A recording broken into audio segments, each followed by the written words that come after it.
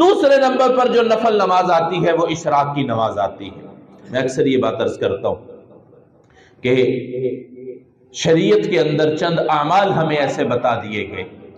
کچھ اعمال ایسے بتا دیے گئے جس کا اجر و ثواب بہت زیادہ ہے، اور یہاں سے آپ اس بات سے بھی اندازہ لگا سکتے ہیں کہ یہ نفل نماز کی بات ہو رہی ہے۔ نفل نمازوں پر اللہ تعالیٰ نے اتنا اجر و ثواب رکھے۔ اشراق کی نماز کے بارے میں حدیث مبارکہ میں دو روایتیں ملتی ہیں۔ ایک روایت کے اندر یہ آتا ہے، اللہ کے نبی حضرت محمد صلی اللہ علیہ وسلم نے ارشاد فرمایا کہ جو آدمی فجر کی نماز پڑھ کے اپنی جگہ پر بیٹھا رہتا ہے، ذکر اذکار کرتا ہے، تلاوت کرتا ہے یا کسی اور نیک کام کے اندر مشغول ہو جاتا ہے، تو جب اشراق کا وقت ہوتا ہے تو وہ 2 رکعت نماز اشراق پڑھ لیتا ہے، اللہ تعالیٰ اس انسان کو ایک مقبول حج اور ایک مقبول عمرے کا ثواب عطا فرما دیتے ہیں۔ اور جو دوسری روایت ہے اس کے اندر